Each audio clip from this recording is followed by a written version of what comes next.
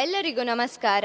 ನಾನು ಕೃತಿ, ಸರಕಾರಿ ಪದವಿ ಪೂರ್ವ ಕಾಲೇಜು ಪ್ರೌಢಶಾಲಾ ವಿಭಾಗ ಮಲ್ಪೆ ಇಲ್ಲಿ 10ನೇ ತರಗತಿಯ ವಿದ್ಯಾರ್ಥಿನಿ.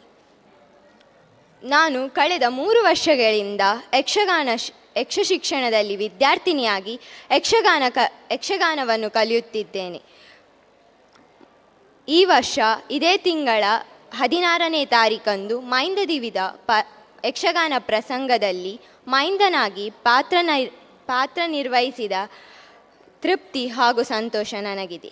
ಹಾಗೆಯೇ ಯಕ್ಷ ಶಿಕ್ಷಣದ ವತಿಯಿಂದ ಮಾರ್ಚ್ ತಿಂಗಳಲ್ಲಿ ನಡೆದ ಮುಖವರ್ಣಿಕೆ ಹಾಗೂ ಹೆಜ್ಜೆ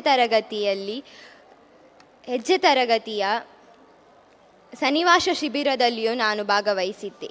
ಈ ಅವಕಾಶ ನನ್ನ ಪಾಲಿಗೆ ಒಂದು ಸೌಭಾಗ್ಯವೇ ಸರಿ, ಏಕೆಂದರೆ ಇದರಿಂದ ನನ್ನಲ್ಲಿ ಏಕಾಗ್ರತೆ ಹೆಚ್ಚಾಗಿದೆ.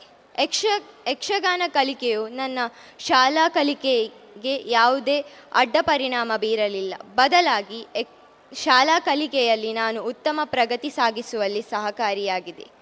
ಭವಿಷ್ಯದಲ್ಲಿ ಯಕ್ಷಗಾನದ ವಿದ್ಯಾರ್ಥಿಗಳು ದೊಡ್ಡ ಕಲಾವಿದರಾಗುತ್ತಾರೆಯೋ ಇಲ್ಲವೋ ನನಗೆ ಗೊತ್ತಿಲ್ಲ.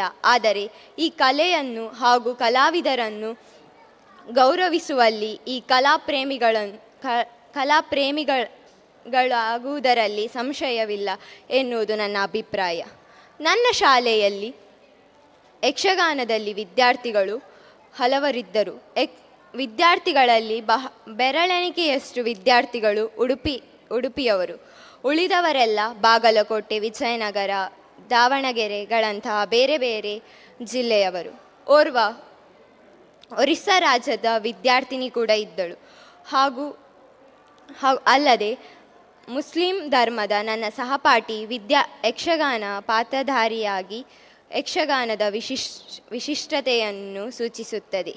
ನಾನು ಮುಂದಿನ ವರ್ಷ ಪದವಿ ಪೂರ್ವ ವಿದ್ಯಾರ್ಥಿನಿಯಾಗುತ್ತೇನೆ.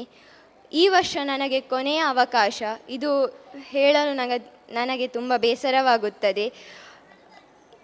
ಏನೇ ಆಗಲಿ, ನಮ್ಮಂಥ ಎಲ್ಲ ವಿದ್ಯಾರ್ಥಿಗಳಿಗೆ ಅವಕಾಶವನ್ನು ನೀಡಿದ ಯಕ್ಷಗಾನ ಟ್ರಸ್ಟಿನ ಅಧ್ಯಕ್ಷರು, ಕಾರ್ಯದರ್ಶಿಗಳು, ಸರ್ವ ಸದಸ್ಯರು ಹಾಗೂ ನನ್ನ ಶಾಲೆಯ ಮುಖ್ಯೋಪಾಧ್ಯಾಯರು, ಎಲ್ಲ ಶಿಕ್ಷಕ ವೃಂದದವರು ಹಾಗೂ ಇಲ್ಲಿ ನೆರೆದಿರುವಂತಹ ಎಲ್ಲರಿಗೂ ಧನ್ಯವಾದಗಳು. ಅವಕಾಶಕ್ಕಾಗಿ ವಂದನೆಗಳು. ಯಕ್ಷಗಾನಂ ಗೆಲ್ಗೆ.